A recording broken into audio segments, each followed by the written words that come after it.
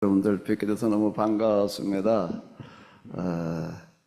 어떤 우리 유상신 목사님 또 이 김문성 목사님 좀 말씀을 듣고 은혜를 받으려고 왔는데 이렇게 또 그냥 좀 늦게 들어올 걸 그랬네. 시작한다면 들어왔어야 될 걸 그냥 이렇게 또 그냥 불러내 주셔서 나오긴 나왔는데 글쎄요. 여러분들에게 제가 어떤 말씀을 드려야 될지 잘 모르겠습니다. 김원승 목사님, 제가 무슨 얘기를 해야지 돼요?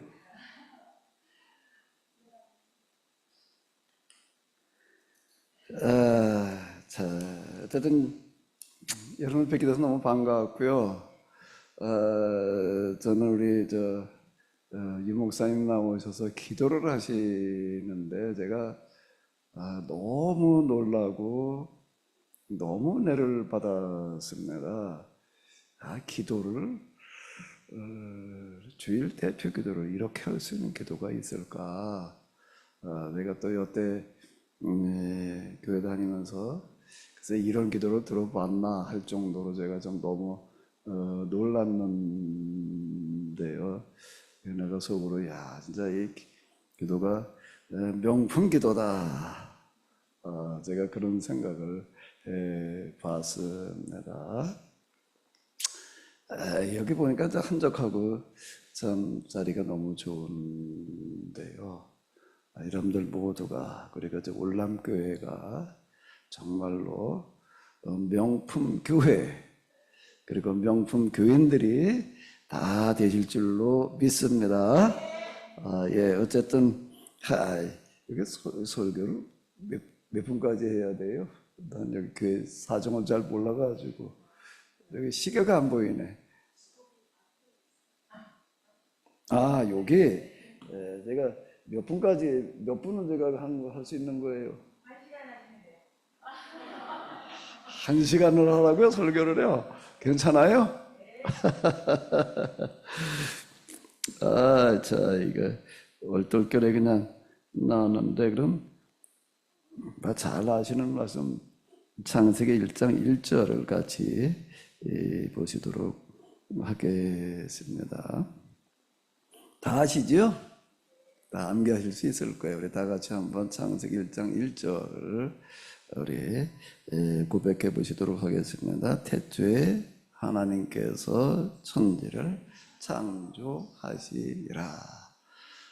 이 말씀을 가지고 같이 제가 여러분들에게 무슨 설교를 한다는 것보다도 같이 한번 좀 생각해 볼 수 있는 그런 시간을 가져보도록 하겠습니다. 이 창세기 1장은 우리가 너무 잘 알고 있는데 많은 논란들이 있습니다. 우리가 읽다 보면 의문도 많이 들고요.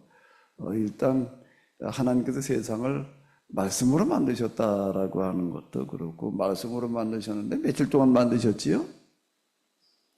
7일 동안 만드셨다. 이렇게 이제 이야기를 하고 있습니다. 7일인데 이제 7일 동안이면 실제 만드시는 기간은 6일이고 하루는 이제 쉬시는데요. 이게 진짜 하나님께서 세상을 이렇게 만드신 걸까? 6일 동안 이 세상이 만들어졌나?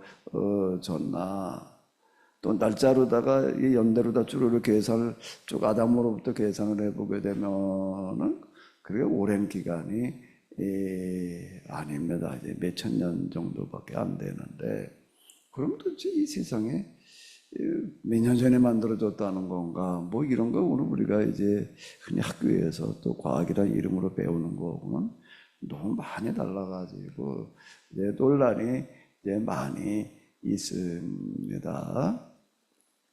애들 때에는 이런 얘기를 해주게 되면 그냥 재미있게 듣지만 이 아이들이 커가지고 이제 초등학교 고학년만 돼도 그렇고 중학교, 고등학교쯤 가게 되면은 이제 의문을 표시하고 이제 그러게 되는데요. 자, 이렇게 한번 물어보면은 어떨까요? 이 창세기 1장을 언제 누가 이렇게 써놨을까요? 아니야, 하나님께서 세상 만드신 거를 누가 봤어요? 만드신 걸 본 사람이 있어요? 없어요? 이걸 누가 본 사람이 있을까요? 없지요.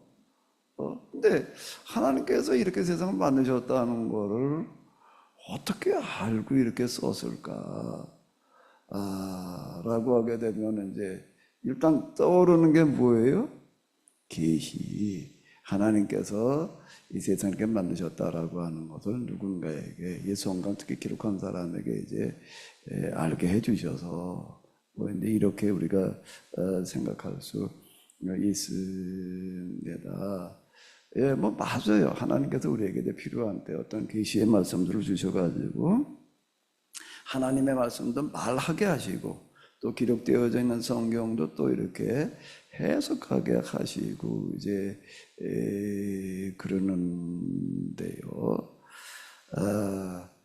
이제 그 부분을 우리가 조금 더 잘 생각을 해보게 되면은 꼭 하나님께서 일방적으로 계시를 해주셔서 하신 그런 말씀이라면은 현재 우리 과학에서 얘기하는 것과 크게 다르지 않아야 될 것 같은데 이게 좀 많이 다르거든요. 6일 동안 만들어졌다는 것도 그렇고 지금 과학에서 얘기하는 거 뭐 이런 걸 이렇게 보게 되면 지구가 등장한 지가 이제 수십억 년이 됐다라고 이렇게 얘기를 하는데 이건 다 해가지고 몇천 년밖에 안 되거든요. 이런 문제들을 우리가 참 이렇게 다 의문을 해소하기가 어렵습니다. 근데 이제 어쨌든 오늘 우리가 가지고 있는 창세기 특히 1장의 이야기가 그럼 언제 쓰여진 거냐? 오늘 우리가 가지고 있는 이런 형태로 이게 기록이 된 게 언제쯤이냐? 기록 이전에는 이렇게 쭉 이제 고대로 올라가게 되면은 기록한다라고 하는 거가 거의 어려웠습니다. 그래서 이제 구전이라고 그러는데요. 구전, 입에서 입으로 이렇게 전달돼 내려오던 시기가 이제 있었습니다. 우리나라 뭐 전래동화처럼 우리가 이렇게 생각할 수가 있는데, 그런데 성경의 구전이라고 하는 거는 우리 전래동화라고 하는 건 내용만 그냥 이렇게 대충 기억을 했다가 또 그다음에 이야기하는 사람이 각색을 해가지고서 이제 이야기를 하고 이제 이렇게 해야 되는데 성경의 구전은 문자 그대로일 뿐만 아니라 획 하나도 점 하나도 틀리지 않게 암기를 해가지고 전달을 했습니다. 성경에 나오는 1.1획이라도라고 하는 이런 그 표현이 무엇을 얘기하려고 하는가라고 하게 되면 구전될 때에 1.1획도 틀리지 않게 전달을 했다라는 데에서 나오는 이야기에 대해 1.1획이라도 이렇게 이야기를 합니다. 근데 이 많은 이야기를 어떻게 그렇게 1.1획도 틀리지를 않고 다 이렇게 전달을 할 수가 있을까? 그것도 오랜 동안이거든요. 수십 년, 수백 년, 수천 년 이렇게 이제 내려가는 어떤 이런 건데요. 그래서 이걸 암기하기 쉽게 이제 문장을 좀 이렇게 만들어 가는데 그걸 이제 운율이라고 그럽니다. 그러니까 시조예요. 시조는 우리나라 고대 시조부터 3, 4, 3, 4 이래가지고 외우기가 참 쉬워요. 잘 아시는 거 있죠? 가노라 삼각사나 다시 보자 한강수야.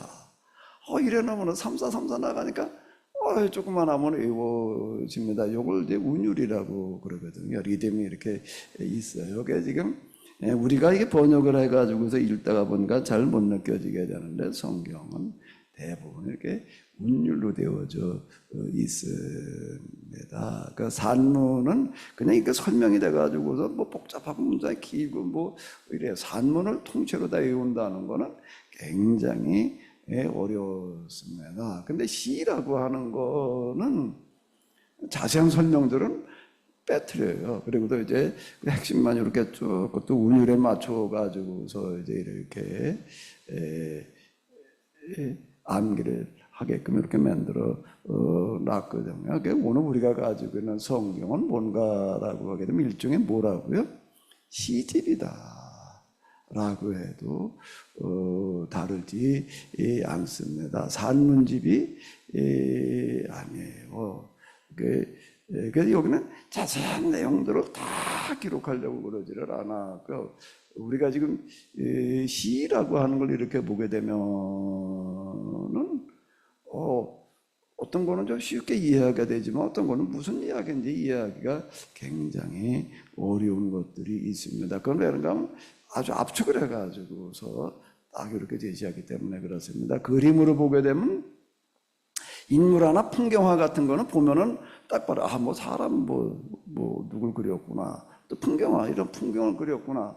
그런데 이 그림을 보면서도 도대체 이게 무슨 그림인지 알 수 없는 그림이 있습니다. 그 그림은 뭐라고 그러죠? 추상화. 추상화는요, 그거 하나 해석하려면요 굉장히 어렵습니다. 그 그림 하나에다가 그 시대의 사상, 그리고 그 그린 사람의 정신, 이런 것들 거기다 다 담아놔가지고서 이건 설명에 들어가지 않으면 이해하기가 굉장히 이제 어려운 건데요. 성경은 마치 뭐하고 비슷한가 하면 시나 또는 뭐에 그림으로 얘기를 하면은요, 추상하고 비슷합니다. 그래서 이거는 이제 꼭 어떤 해석의 과정을 좀 이제 거쳐야 되고요. 추상화 같은 거 이렇게 설명하는 거, 또 시 같은 것도 옛날 시 이렇게 보게 되면 그 사람이 어떤 시대에 살았는데 어떤 문제를 가지고 이렇게 표현했다, 뭐 이런 걸 우리가 들어야지 조금 이런 거구나 이렇게 이제 알 수 있거든요. 성경도 좀 비슷한 부분이 많습니다. 오늘 우리가 가지고 있는 이 성경은요 굉장히 오래된 거예요. 제일 나중에 쓰여진 것도 2000년이 넘었습니다. 2000년 전 글, 그 우리나라에 남아있는 글 가운데에서 몇천 년 된 게 뭐 얼마나 있을려나 모르겠네요. 우리가 500년 전에 한글이 만들어졌는데 좀 한글을 만들어 가지고서 써놓은 글 같은 걸 우리가 지금 이렇게 보면요, 해석하는 게 굉장히 어렵습니다.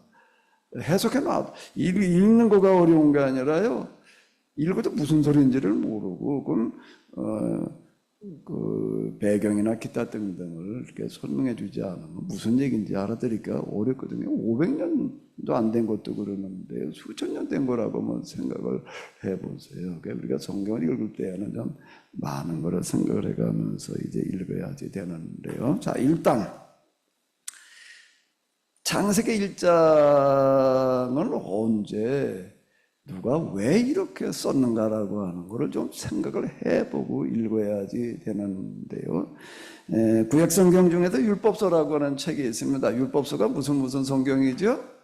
창세기, 출애굽기, 레위기, 민수기, 신명기, 5권은 율법서 이렇게 얘기를 하고, 또 모세오경 이렇게 얘기를 하는데, 이게 이제 중요한 기초를 놓게 되는데, 성경에다 가장 중요한 기초는 율법서 이렇게 얘기를 합니다. 또 모세오경, 이건 오늘의 형태로 이렇게 기록, 그 이전에 이제 구전, 금방 말씀드린 구전의 과정이 있었는데, 오늘의 형태로 이렇게 딱 기록이 된 거는 언제인가 하게 되면은 기원전 500여 년경, 그러니까 지금으로부터 2500여 년경 이스라엘 사람들이 나라가 망해가지고 이 바벨론이라고 하는 나라에 이제 포로로 잡혀가 있던 그런 기간이 있었는데요. 그때 기록이 되어졌다라고 이렇게 이제 그 학자들이 이야기를 합니다. 그러니까 오늘의 형태로 기록이에요. 기록.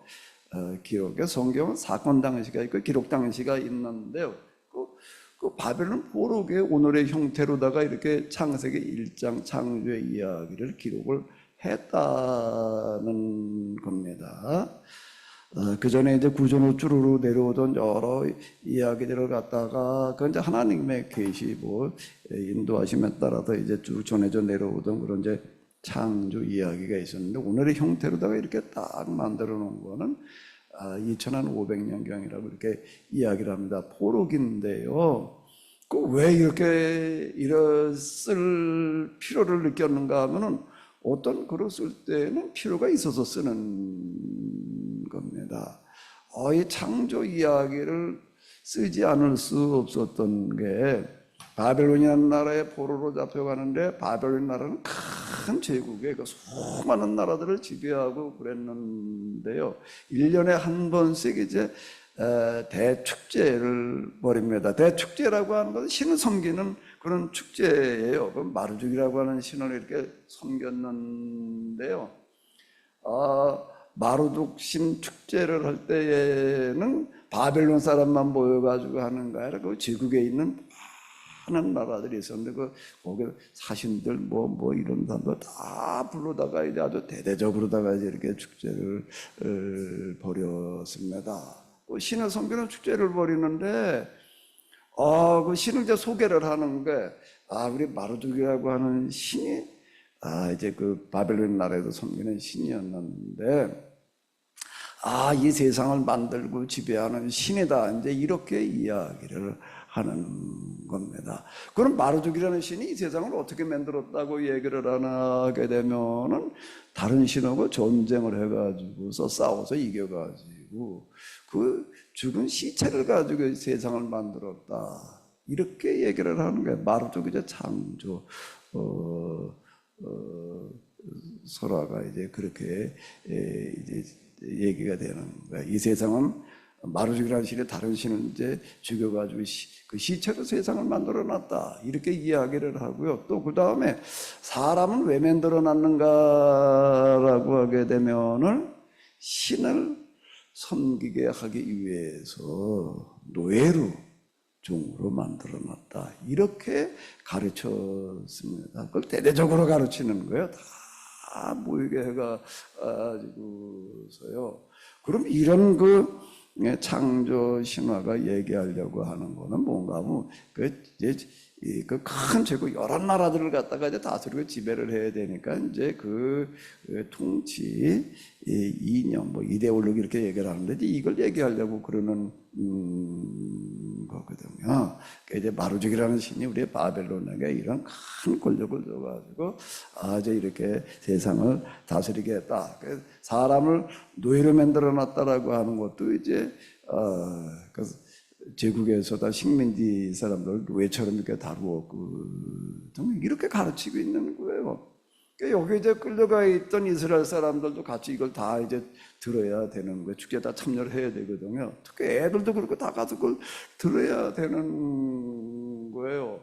그럼 어떻게 해야 될까? 이스라엘 사람들은 그 이전에 아브라함 이후 쭉 하나님 믿고 내려왔잖아. 이 신앙이 이제 뿌리째 흔들리게 생긴 거예요. 특히 아이들한테도 그렇고요. 여기에서 이제 뭐가 생겼는가라고 하게 되면은 바벨론의 마르둑 창조 신화에 이제 대비해서 그게 아니야. 세상은 그렇게 만들어진 게 아니야.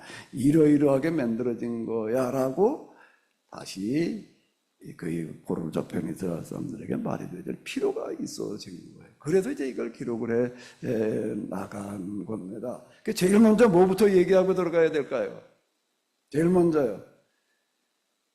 1장 1절이에요. 태초에 하나님께서 천지를 창조하시니라.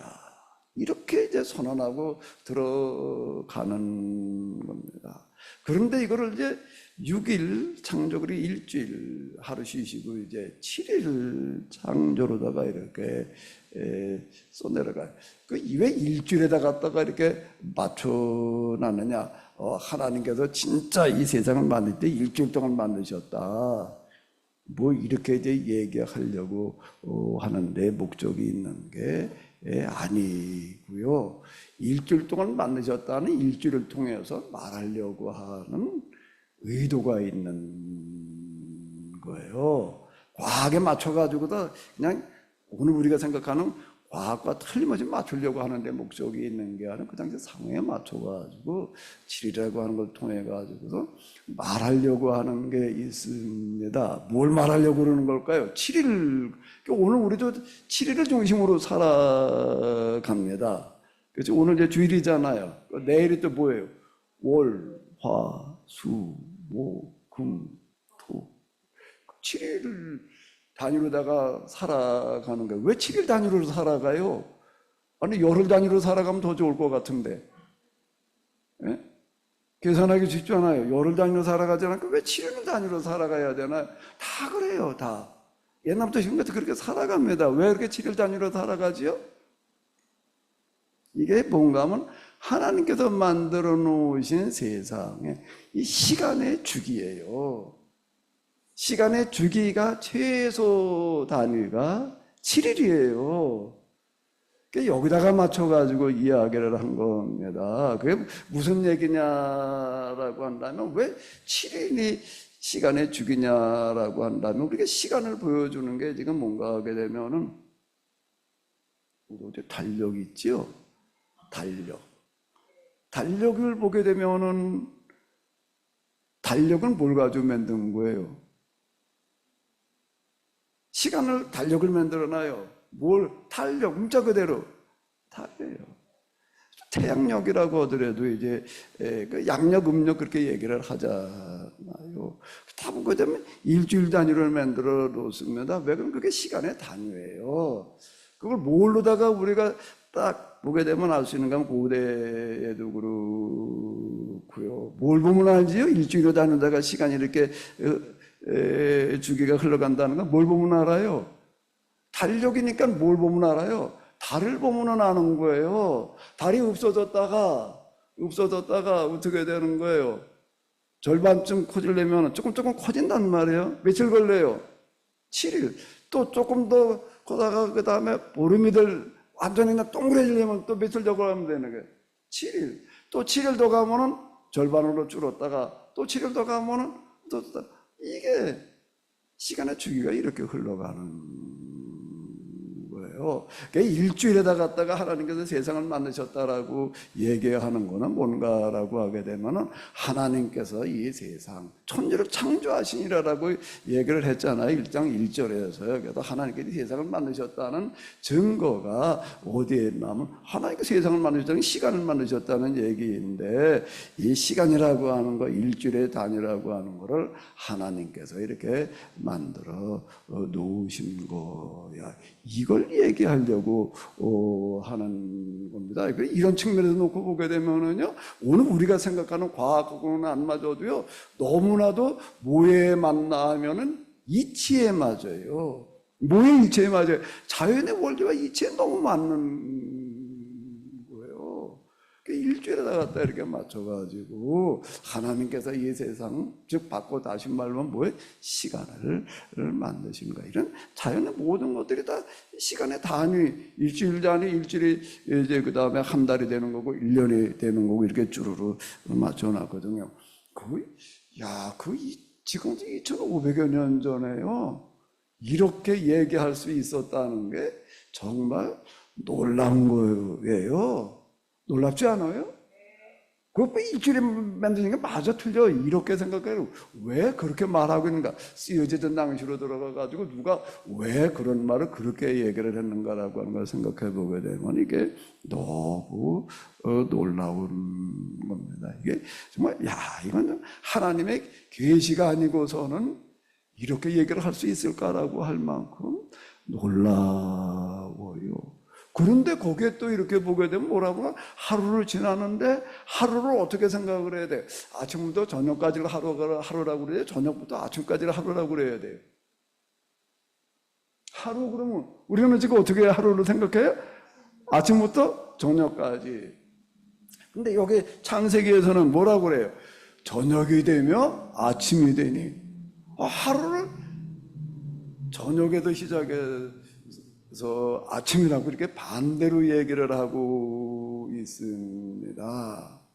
그리고 또 하나 놀라운 거는 뭔가 하면 6일 동안 일을 하고 세상을 만들지고 7일째는 쉬셨다는 겁니다. 그래가지고 지금 전 세계 모든 사람들이 다 일단 주일날은 다 쉬잖아요. 옛날에 우리 어렸을 때는 토요일은 반공일이라고 그랬어요. 절반만 일한다. 주일날은 공일이니까 노는 날이다. 이제 이렇게 얘기를 하는 건데요. 오늘 우리가 이렇게 들을 때에는 아무것도 아닌 것 같지만은요, 이게 기록하던 당시로 들어가게 되면 놀라운 걸 얘기해 주고 있는 거예요, 이게요. 왜 그런가 하면 6일 동안 일하고 하루를 쉰다는 개념이 없는 거예요. 특히 포로 노예들 같은 경우에는요, 일하는 기계였거든요. 쉬는 게 어디 있어요? 저도 저 10대 후반에 공장 생활을 했는데요. 휴일이 1년에 딱 2번 있었습니다. 1년에 딱 2번에 언제 쉴까요? 구정 때 3일, 또 추석 때 3일. 없어요. 그래서 3일인데 그 전날 가가지고부터 3일이 아니야. 구정날 3일 전에 가는 거야. 그 가느라고 하루 걸리고 오느라고 하루 걸리고 그 아무것도 아니야. 쉬는 시간이라고 하는 게 없었어요. 그 일은 출퇴근이라고 하는 게 없이 아주 공장에 방 한 칸 만들어 놓고 거기서 먹고 자면서 그러고 있었는데요. 어떨 땐 새벽 4시에 일을 시작을 해요. 늦어도 6시예요. 10대 후반에 제가 그러고 일을 했는데요. 끝나는 거는 몇 시에 끝나느냐라고 하게 되면 일찍 끝나면 몇 시일까요? 9시. 아침 9시가 아니고요. 저녁 먹고 또 나가서 일을 해야 되는 거예요. 뭐 11시, 12시 넘어가는 게 그냥 허다했어요. 그때는 그러고 일했습니다. 그건 뭐 출퇴근 시간 개념이라는 게 없었어요. 그냥 호래는 대로 허는 때였죠. 언제 그랬냐? 이게 70년대 초 얘기예요. 70년 초에 그러고 일들을 했어요. 그런데 뭐 휴일이 어쩌고 저쩌고 뭐 그런 개념이 70년대 초에도 저 그러고 일을 했어요. 그러다 그냥 허리가 병이 나가지고 지금도 고생하고 그러고 저 서 있는 거 삐딱합니다. 그때 골병에 들어서 그래요. 골병에 들어가지고 골병들 정도로 일을 했습니다. 그런데 일주일에 하루를 쉰다? 그건 꿈 같은 얘기예요. 근대의 창세기 1장에서는 뭐라고 얘기를 하는가 하면은 일주일에 하루는 쉬어야 되는 거야. 쉼이라고 하는 거가요. 참. 한번 골병 들도록 일을 해봐봐요. 골병. 그때 우리나라 제가 70년대 초 일할 때가 구로공단 그런 거 처음 생길 때인데요. 한 달 동안 죽어라고 일하면 얼마 받았냐면 3,000원, 4,000원이었어요. 3,000원, 4,000원이에요. 그것도 출퇴근 시간에 정해져 있는 그런 것도 아니고, 이제 그냥 이건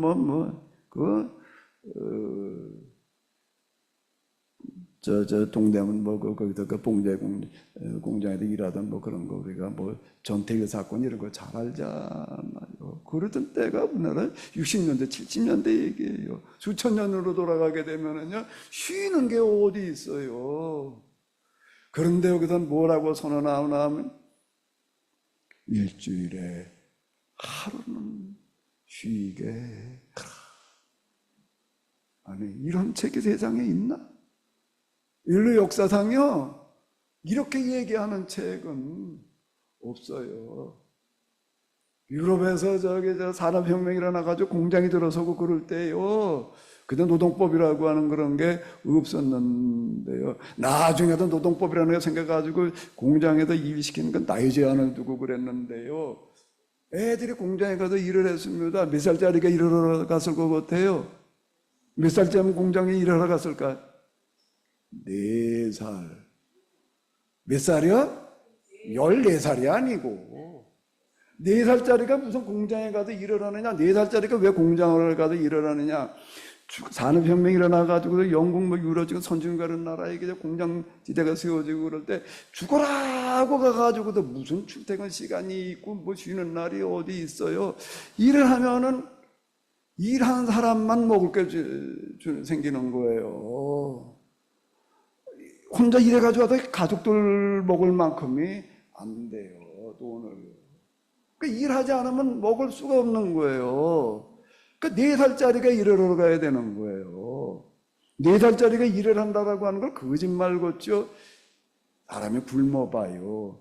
그걸 해야지나 먹을 걸 주면은요, 죽기 살기로 다 일어납니다. 지금도 그 자갈 까는 애들 뭐 이런 거 보거든. 5살 먹은 애들이 그 돌 깨가지고서 이러는 거, 이렇게 맨손 다 돌을 깨고 그러는 것도 우리가 이렇게 지금 보는데요. 거짓말 같은 얘기. 4살짜리 주로 뭐 했냐면 속탄 퍼날르고 뭐 재 드러나오고 그래, 요런 바켓 하나 들고서 그러는 거예요. 이게요, 그냥 새벽부터 그냥 쉬는 시간이 어디 있어요. 그러고 일을 했습니다. 그 제일 심했던 나라가 어딘가 네덜란드예요. 그게 지금 산업혁명이 일어났을 때 1500년대, 1700년경에도 이제 그랬는데 2000년, 2500년 전으로 들어갔을 때 뭐 노동하는 사람들에게 휴게 해줘라? 안식이 없는 얘기예요. 성경을 우리가 읽을 때에는 이게 어느 시점에 왜 이렇게 썼는가를 알고 읽게 되면은요, 참 가슴이 저리 오는 거예요. 왜 저녁이 되면 아침이라고 이렇게 하루를 얘기를 할까요? 아침에 일어나는데 언제 일어나는가 하면 해 뜰 때 나가가지고 꼼꼼해질 때까지 일을 하는 겁니다. 하루 종일 일하는 사람은 뭐만 볼까? 해만 보는 거예요. 여름에 한여름에 이제 밭을 나가서 매봐요. 땡볕에 정말 밭을 매보게 되면 왜 그렇게 하루가 긴지. 뭐만 기다리나? 저녁. 아이고, 언제 저 해 좀 빨리 넘어가나? 그 저녁이 되면 해가 넘어가면 뭐 하는 시간이에요? 쉬는 시간. 아침이 되면 저녁이 되면 아침 그러면 또 뭐가 딱 떠오르는 거야. 아이고, 또 이건 뭐, 아니 일을 시작을 했을 때 하게 되면 집에서 나가는 것도 해 때 나가는 게 아니에요. 꼼꼼할 때 나가가지고 일 시작을 해가지고서 하루 종일 또 나는 일하러 가야 돼. 아침 그러게 되면 그냥. 근데 여기는 뭐라고요? 저녁이 되며 아침이 되니 쉰 하루 종일 일하는 사람들에게 하루가 무엇을 기다리는 하루인가? 아침을 기다리는 하루인가요? 저녁을 기다리는 하루이지.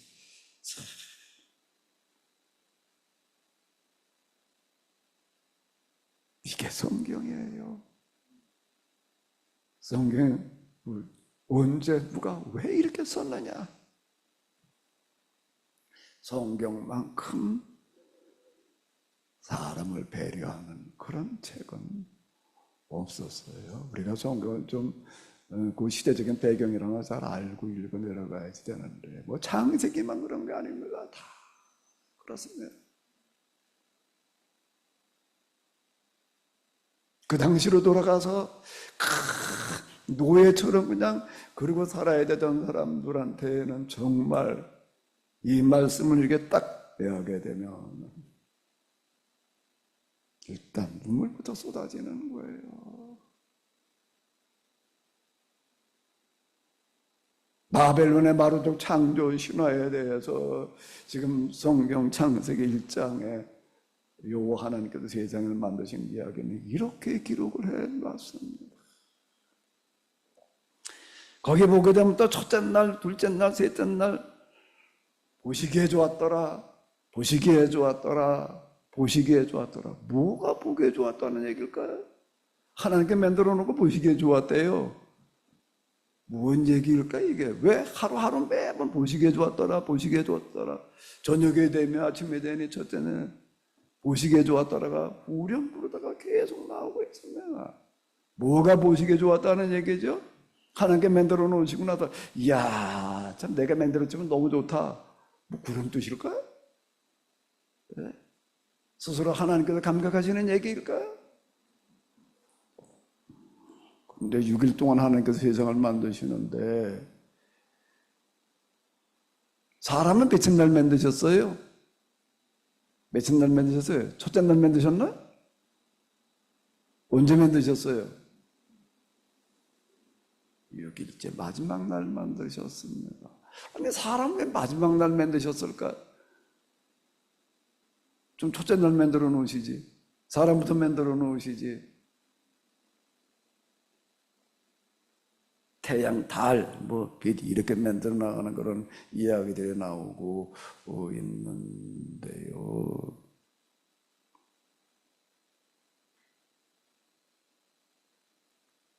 제 집사람하고 결혼을 해가지고서 이제 이렇게 신혼생활을 시작을 했는데,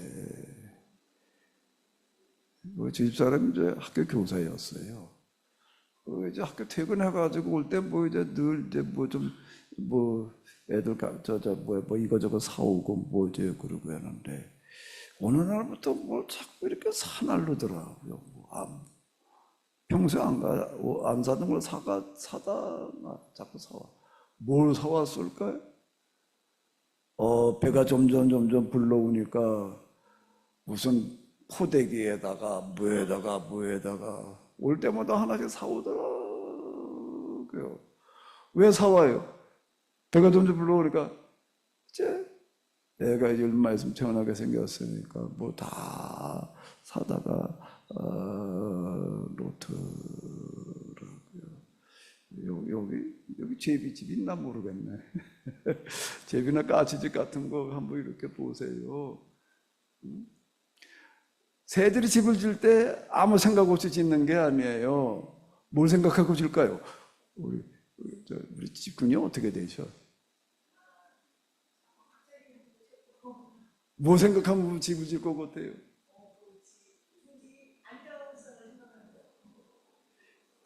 그 새들이요, 기가 막히게 생각을 하는 게, 집을 질 때에는 뭘 하기 위해서 집을 짓는 거지요? 새끼를 키우기 위해서 집을 짓는데, 제일 먼저 뭐부터 계산을 할까요? 집을 져가지고 알을 낳아가지고 새끼를 깠을 때에, 새끼가 태어났을 때 어떻게 해야 되나? 먹여 살려야 되는 거예요.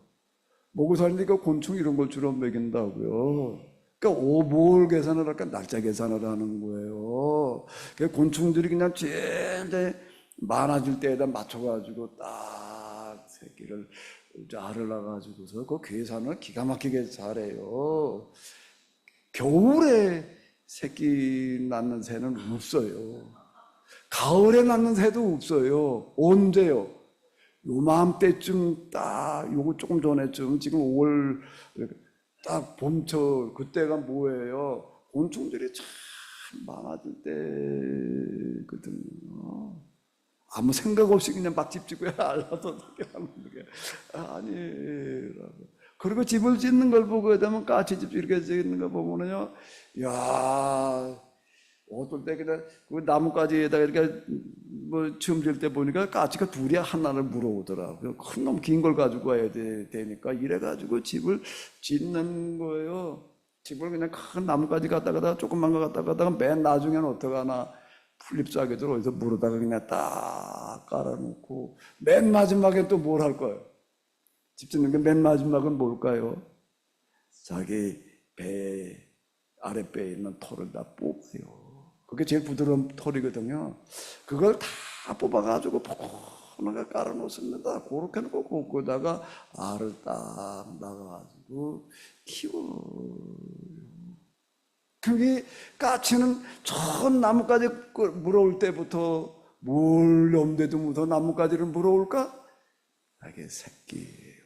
날짜 계산도 그때쯤 되게 되면은 내 먹을 거가 제일 많아질 때 거기에 맞춰가지고 새끼도 굶기면 안 되잖아요. 굶어 죽이면 어떻게 해요? 거기에 맞춰가지고 첫 번째 나무까지 두 번째 나무까지 까치가 나무 집 짓는 데니까 엄청 시끄러워. 저 왜 저렇게 시끄러운가 하고 쳐다보니까 서로 그냥 얘기가 분분해. 뭘 어떻게 하면 좋겠다 그리고 또 얻는 거고 진짜 그래요. 한번 잘 지켜봐요. 제가 어떻게 우리 교회 그 은행나무에도 그 까치 집 짓는 거 내가 여러 번 봤어요.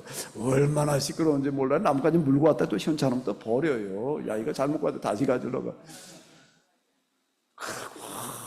야, 나무까지 탁 놓아. 야, 딱 됐다. 야, 참 좋다. 그 다음 나무까지 야, 맞아. 시원찮으면 또 버리고 다시 물어오고 또 물어오고 또 물어오고. 아무것도 아닌 것 같은 새도 집을 질 때는요, 그렇게 지어요. 뭘 생각하면서? 새끼를 생각하면서요. 그럼 하나님께서 세상을 만드실 때도 뭘 생각하면서 만드셨을까? 제일 먼저 태양, 너는 태양 보고 낮을 주관해라. 달을 보고 너는 밤을 주관해라. 뭐 이러고 만들어 나가시는 거예요. 제일 마지막에 하나님의 모양과 형상대로 지음받은 사람을 만드실 거를 염두에 두시면서 뭐 보기에 좋도록, 누가 살아가기에 좋도록, 네? 사람이지. 그 하늘을 만들어 놓으신 걸 보게 되면 태양이 떠가지고도 그냥 저기 맨날 이렇게 등불 켜진 거면 그 자리 맨날 떠 있어 봐봐요. 원 세상에 맨날 똑같으면 그거 어떻게? 아침에 해가 딱 떠올라가지고 쭉 지나가다가 넘어가. 아침에 떠오를 때는 또 뭐 엄청난 장관, 일출이 되나? 넘어갈 때도 또 그냥 떠오를 때도 정말 기가 막히고 넘어갈 때도 그렇고요. 한낮에도 이렇게 보게 되면 맨날 똑같지가 않아요. 흐린 날도 있고 해가 나는 날도 있고, 거기다가 또 어떻게 해야 되는가 하게 되면 구름이라는 걸 만들어 놔가지고서 하늘에서 또 수를 놔. 원 도대체가 이렇게 하늘을 만든다? 뭘 생각하시면서 살아가는데 이 하늘을 쳐다보고 살아야 되는, 하늘을 어떻게 만드셔야 될까 고민을 많이 하면서 만드신 거예요. 이게 그냥 아무렇게나 그냥 하늘아 생겨나라 그래가지고 그런 게 아니라, 구름이 되고 우리가 다른 물방울이잖아. 아니 물방울이 저렇게 덩어리가 돼가지고 떠다니면서 저런 검은 구름, 허연 구름, 뭐 무슨 태양이 넘어갈 땐 또 뭐 붉은색을 띄웠다가 사람을 생각하시면서 만들어 놓으시는 거예요. 바다를 만들어 놓으실 때 더러도 그냥 물만 만들어 놓으시는 게 아니고, 바다를 가보게 되면은 그냥 물이 그냥 수시로 날아가면서 그냥 바다에 가가지고도 파도가 없으면은, 물결이 없으면은, 근데 그 바다를 만드시는데 물결이 그냥 물결만 끝나는 게 아니라 그 물결이 수없이 왔다 갔다 하면서 바위돌을 부셔가지고 돌멩이 만들고, 돌멩이를 부셔가지고 또 뭐가 만들어져요? 자갈이, 또 어떨 땐 모래, 어떨 땐 몽돌 모래나 주먹 같은 거 그런 것만 쫙 깔려 있는 데가 있고, 경포대 모양으로 그냥 하얀 모래가 깔려 있는 데 그런 데가 가서 보게 되면 정말 감탄하지 않을 수 있는 게 하나도 없는 거예요. 다 이렇게 만들어 놓으신 거예요. 아니 그렇게 만들어지지 않은 게 세상에 뭐가 있어요? 하나님께서 우리가 사람을 생각하시고서 그냥 하나하나를 그렇게 폭력을 들어가지고 만들어 놓으셔서, 꽃도 정말 봄에 보면 꽃이, 이것도 무슨 꽃인가? 장미예요? 꽃 종류가 그렇게 많아? 하나님께서 고민 많이 하셨어요. 어떻게 하면은 내 모양과 형상대로 지금 받은 사람, 하나님의 분신, 자식이에요. 아들, 딸이라고 부르는 거예요. 그 내 자식들이 살아가기에 그 좋은 세상을 좀 만들어 놓을까? 그렇게 만들어진 거예요. 한번 봐봐요. 이 자연환경 가운데 아름답지 않은 게 어디 하나나 있는가? 계곡을 가보면 계곡대로, 나무를 보면 나무대로, 도대체 꽃, 과일, 무슨 채소, 참, 먹거리도 세상에 그렇게 다양하게 만들어질 수가 있나? 네? 그냥 물고기나 만들어 놓으시는 게 아니고, 그냥 그저 풀이나 만들어 놓으시는 게 아니라, 그게 다 어디다 맞춰 놓는다면 사람에게 맞춰가지고 먹을거리로, 볼거리로, 거기다가 또 약성분도 다 집어넣어 놓고 뭐 여러 가지 보시기에 좋았더라, 보시기에 좋았더라는 얘기가 뭔가 하면 하나님께서 이 세상을 만들 때 얼마나 고민을 하시면서 애써 만드셨던가.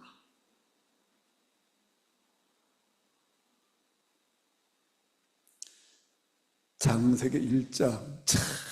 우리가 이거 내려갈 때 그냥 이게 도대체 이게 과학에 맞는 얘기 아니에요? 이렇게 생각하기 쉬운데.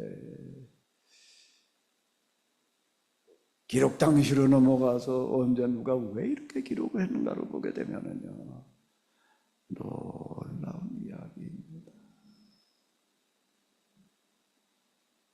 하나님께서 이 세상을 왜 만들어 놓으셨는가? 왜 만드셨어요? 이렇게 얘기합니다. 하나님의 영광을 위해서. 하나님의 영광을 위해서라는 게 도대체 어떻다는 거예요, 이게요? 왜 세상을 만드시는 거예요? 사람을 위해서. 사람을 위해서요. 누굴 위해서요? 사람. 박수 왜 치시는지 모르겠는데 그 사람, 아담을 만드셨죠? 최초의 사람이요. 아담이 무슨 뜻일까요? 아담이 아담이지 사람 이름이지. 사람 이름이면서요 동시에 아담이라는 단어는 고유명사, 사람의 이름, 물건의 이름은 고유명사라고 그러잖아요. 고유명사이면서 동시에 일반 보통명사. 최초에 만든 사람의 이름이면서요 아담이라는 뜻이 뭔 뜻인가 하면 사람이라는 뜻이에요.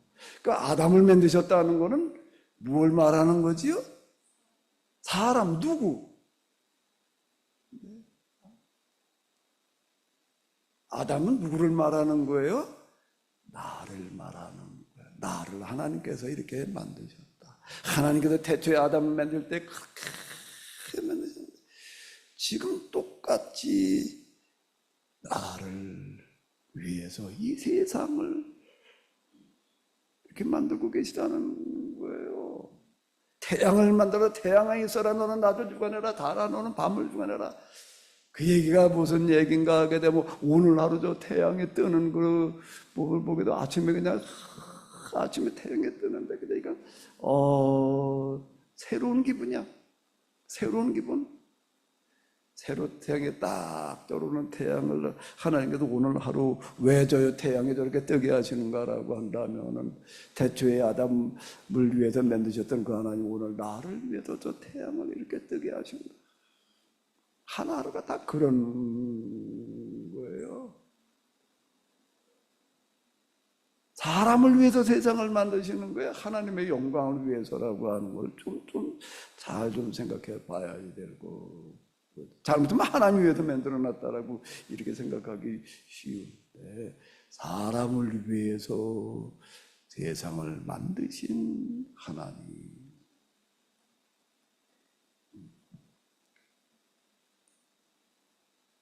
사람을 위해서 세상 모든 걸 지금도 그렇게 만들고 계시는 거예요. 이 하나님을 우리가 이렇게 만나다가 보게 되면은요, 지나가면서 정말 꽃 한 송이 펴 있는 게, 이 꽃이 이게 왜 펴져 있을까, 이게? 왜 펴져 있어요, 이게요? 왜 펴져? 그건 지금 5월달이니까 장미가 그냥 이게저게 피는 거니까 그거 말고. 창세기 1장을 가지고 한번 얘기를 해봐요. 이게 왜 펴 있어요? 하나님께서 나를 위해서. 네가 보고 저기 너무 이쁘죠? 여기다 이제 이따 그렇게 침 뱉고 지나가는 사람은 없어요. 이 꽃을 왜 이렇게 피워놓으셨는가 하면 누구를 위해서? 지금 나를 위해서예요.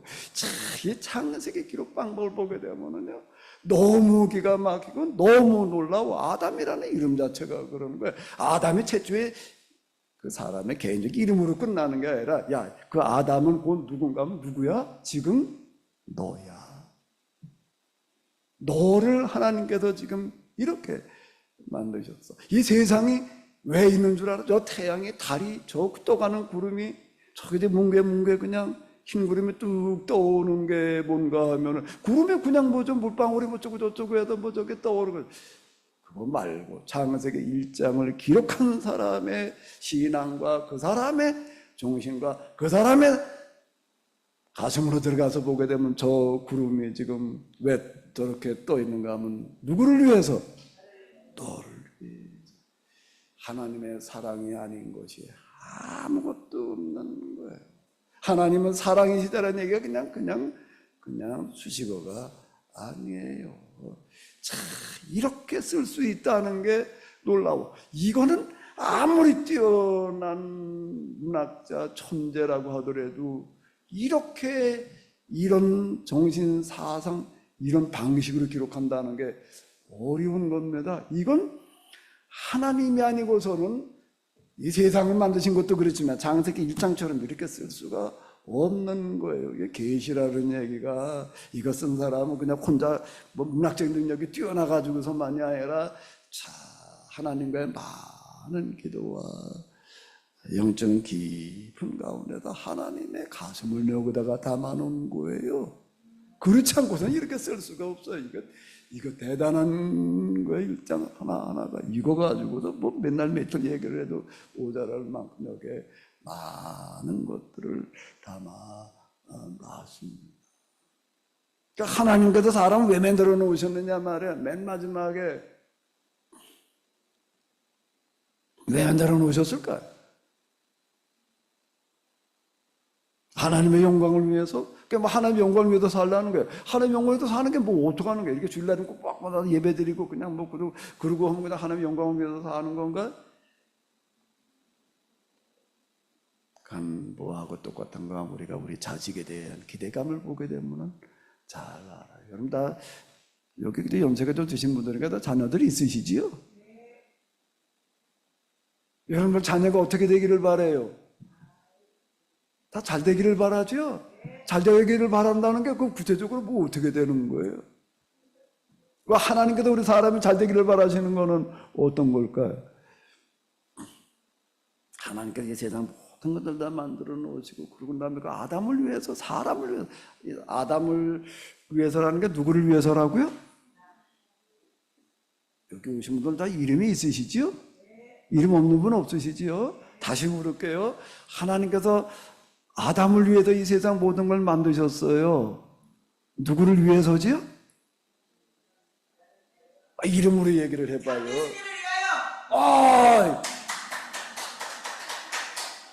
스스로 말하고 박수 좀 한번 쳐드려야 되겠어. 이게 창세기예요. 부모가 자식을 위해서 존재할까요? 자식이 부모를 위해서 존재할까요? 부모가 자식을 낳아서 키우면은 똥오줌 치다거리를 다 해야 되는 거예요. 부모가 자식을 낳아서 키우면서 똥 싸고 오줌 싸는 거를 더럽다고 지저분하다고 냄새 난다고 그러고 있는 부모는 있어요, 없어요? 없어요. 똥을 치우면서 뭐라고 그러고 똥을 이쁘게 쌌대. 난 뭐 앞만 봐도 뭐가 이뻐 원 이게 똥이 이쁜 게 뭐야. 그 엄마 눈에는 내가 똥 싸는 거가 이쁘게 보이는 거예요. 그러니까 그 냄새 난다고 그러지 않아요? 밥 먹다가도 똥 치우고 똥 치운 그 손 가지고 그냥 또 밥 먹고 가서 뭐 이러려고 그러지를 않아요. 그냥 아무렇지도 않은 거예요. 그러던 그 엄마가 이제 늙었어요. 이제 늙어가지고 이제 치매가 걸려가지고서 그냥 똥오줌을 먹고 나가지고서 어떤 치매 걸린 사람 보고 똥을 싸가지고 버름팍에다 빨아놓은 사람이 있어요. 누워서 자리 보존하고 있으면 이제 가서 돌봐줘야 되는데 징병의 효자 없대나 사랑은 내리 사랑이라나 아무리 효자라고 하더라도 부모가 엄마 아빠가 자식을 낳아가지고 키우던 그 똥을 이쁘게 쌌다 이게 안 되는 거예요. 자식이 부모를 위해서 존재하나요? 부모가 자식을 위해서 존재하나요? 여러분들 이제 열심히 하루 살다가 이 자리에 오셨지요? 한들 때 힘들게 사셨지요? 아무리 일하기 싫고 게을러 터진 사람들도요 십장 가가지고서요 저 자식이 생겨놓게 되면은요, 일하러 나갈 수밖에 없어요. 죽도록 일해야 되는 겁니다. 그리고 뭐 하루 종일 일해가지고 뭐 그냥 사들고 가가지고 애들 먹는 걸 보게 돼. 애들 먹는 걸 보게 되면 그게 기쁨이고 행복이 되는 거예요. 부모의 입장에서는요. 그죠? 맞지요? 나 그렇게 키우셨지요? 지금도 그렇게 키우고 있지요? 부모는 내가 먹는 것보다 뭐가 더 기쁨이 되냐면 자식이 맛있게 먹는 걸 보고는 그게 내가 먹는 것보다 더 맛있지요? 또 그게 부모예요. 누구나 다 그래요. 그래서 자식이 그렇게 되나? 어려운 거.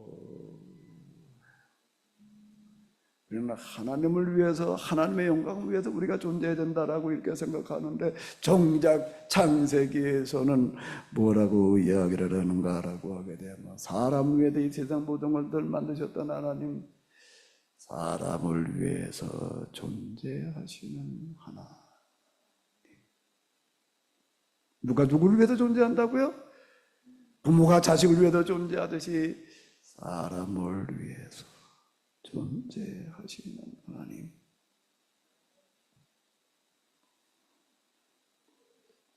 나는 우리 유 목사님 기도하시는데 내가 참 가슴으로 들려와. 왜? 참 우리가 다 여러 가지 어려운 상황 가운데 우리가 지금 놓여 있잖아요. 다 그런 가운데 있고 정말 어떻게 해야 될지 난감한 문제들이 수두룩하고, 뭐 나라고 하는 사람을 놓고 보니 뭐 누가 그렇게 나를 알아주지도 않고 대단한 것도 아니고 별 볼 일 없어 보이고, 어디에 가서 내 마음이 좀 위로를 받아야 되나? 누가 좀 나를 알아줘야 되나? 제가 있는 지역에 화성그 쪽에 연쇄살인범이 있었습니다. 여러 명 갖다 그냥 여자들 갖다 이제 죽이고 그러는 사람 붙들렸어요. 그 엄마가 뭐 얘기한 거가 신문에 나와가지고 그냥 무섭어요. 몰라요. 엄마가 뭐래? 아유, 우리 애가 뭐 착한 애였는데 이렇게 말을 했다고. 아, 착한 애가 그렇게 많은 사람 갖다 연쇄살인을 해? 그 죽일 놈이지. 근데 엄마 눈에는 어떨까요? 세상 사람들이 다 죽일 놈이라고 연쇄살인범이라고 그래도 그 엄마는요? 아닌 거예요. 엄마 눈에는 그렇게 보일 수가 없는 겁니다. 아담을 위해서 세상 모든 걸 만드시고 손수 이건 핸드메이드야. 이거 찍어내는 공장에서 찍어내는 방식으로 만드시니까 손으로 만드셨대. 그냥 사람을 빚어서 손으로 그걸 다 빚어 만드셨다 라고 말씀하시는 하나님. 그 하나님이 지금 우리 모두에게 말씀하시는 줄로 믿습니다. 2025년 5월 며칠인가? 25일인가요? 25일이 왜 있는 줄 아느냐? 왜 있어요? 왜 있어요? 빨리 대답을 해주니까 설교 끝내야지. 계속 하라는 얘기예요. 다시요. 2025년 5월 25일이 오늘 하루가 왜 있는 거지요? 나라 그러지 말고요. 우리라 그러지 말고요. 성경은 창세기 1장 그렇게 말하고 있습니다. 오늘 하루 저 화창한 하늘이 왜 저렇게 화창한가? 어제 또 비가 좀 뿌리고 그래가지고 저 산이 정말 싱싱해. 왜 저렇게? 힘내라. 내가 너를 위해서 오늘 하루를 이렇게 만들어냈다. 내가 너를 보이지 않는 손으로, 보이지 않는 방법으로 도와주리라. 하나님,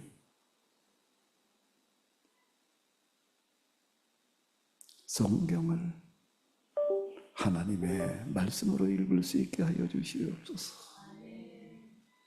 하나님, 성경이 하나님의 말씀일 수 있게 하여 주시옵소서. 저 풀잎사기, 바람, 눈에 보이는 자연 만물 모든 것 하나하나가 다 하나님께서 나를 위해서 만들어 놓으셨는데, 지금도 나를 위해서 오늘 하루를 있게 하셨는데, 그 하나님의 크신 뜻과 기대를 저버리지 않게 하여 주시옵소서. 내가 오늘 하루 기죽지 않게 하여 주시옵소서. 기죽을 수밖에 없는 내 형편과 처지에서 하나님을 생각하며 힘이 솟아오를 수 있게 하여 주시옵소서. 올람교회 하나님 기억해 주시옵소서. 정말로 하나님께서 함께 하시는 교회, 함께 하실 수밖에 없는 교회, 이 교회에 모여있는 이들에게 하나님의 사랑이 전달되어질 수 있는 교회, 정말로 교회 중에 진정한 교회, 하나님의 함께 하실 수 있는, 함께 하실 수밖에 없는 그런 교회이게 하여 주시옵소서. 여기에 모여있는 우리 교우들에게 함께 하시어서 진정으로 하나님의 사랑으로 살아갈 수 있는 그런 교인들 되게 하여 주시옵소서. 이곳에 정말로 하나님의 말씀이 있게 하여 주시옵소서. 하나님의 사랑과 은혜가 느껴질 수 있는, 전달되어질 수 있는 그런 교회이게 하여 주시옵소서. 우리 주 예수 그리스도의 이름으로 기도하옵나이다.